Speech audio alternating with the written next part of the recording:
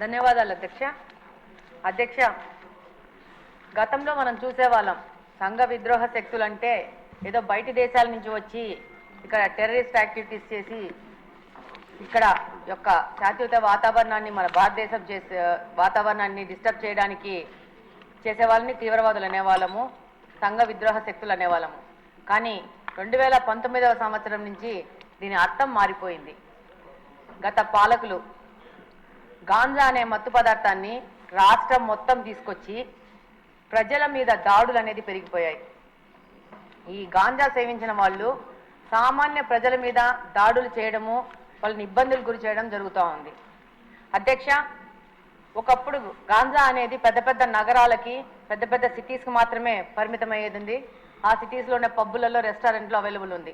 ఇప్పుడు గాంజా అనేది చిన్న మండల స్థాయికి, గ్రామ స్థాయికి చేరుకోవడం జరిగింది. ఇప్పుడు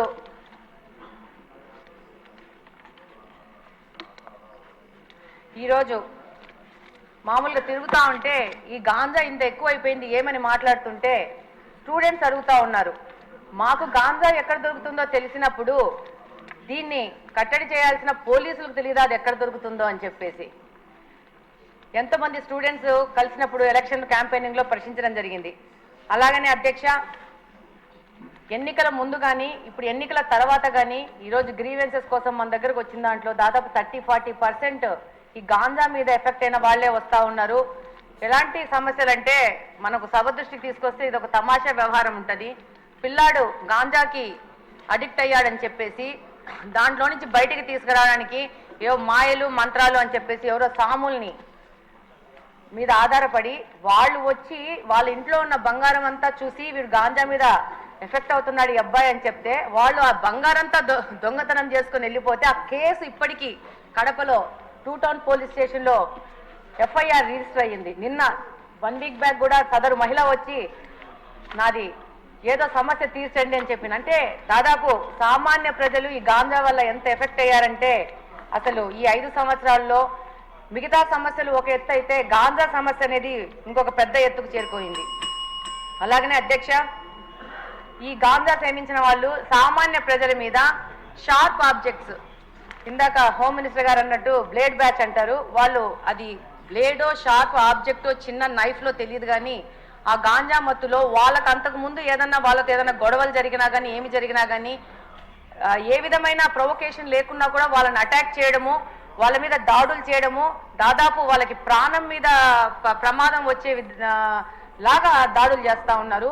రంజాన్ మాసంలో కడప నియోజకవర్గంలో ఒక మసీదు నుంచి రాత్రి 11 గంటలకి నమాజు చేసుకొని బయటికి వస్తుంటే వచ్చిన పిల్లోడిని అసలు without any notice sharp object తీసుకొని కొయ్యడం జరిగింది. ఆ అబ్బాయికి దాదాపు రిప్స్లో దాదాపు 3-4 ఇంచెస్ లోపలికి వెళ్ళి హైదరాబాద్ అపోలోకి తీసుకొచ్చి దాదాపు 20 రోజులు పెట్టి దాదాపు 5-6 లక్షలు ఖర్చు అయిందని కూడా చెప్పారు. చెప్తున్నాను. అయితే దాని మీద పోలీసు వాళ్ళకి దగ్గరికి వెళ్తే చాలా నామినల్ దొమ్మి కేసు, చిన్న 2 మనుషులు కొట్టుకుంటే జరిగిన గొడవలాగా కేసు రిజిస్టర్ చేశారు. అది గత ప్రభుత్వం వైసీపీ ప్రభుత్వ హయాంలో జరిగింది. ఇలాంటి కేసెస్ చాలా ఉన్నాయి పోలీస్ డిపార్ట్మెంట్ దగ్గర. వాటన్నిటిని కూడా మళ్ళీ చెక్ చేసేసి వాటిని సరైన FIR రిజిస్టర్ చేసి వాళ్ళకి న్యాయం చేయాలని కోరుకుంటున్నాను. అలాగనే ఈ గాంజా మీద ఒక స్పెషల్ టాస్క్ ఫోర్స్ ఏర్పాటు చేసి ప్రత్యేకంగా మీకు అవసరం ఉంటే నాకంత తెలియదు కాబట్టి స్పెషల్గా రిక్రూట్ చేసుకునైనా కూడా దీని మీద ముందుకు పోవాల్సిన అవసరం ఎంతగానో ఉంది. లేకపోతే సమాజం మొత్తము పాడైపోయే ప్రమాదం ఉంది. ధన్యవాదాలు అధ్యక్ష.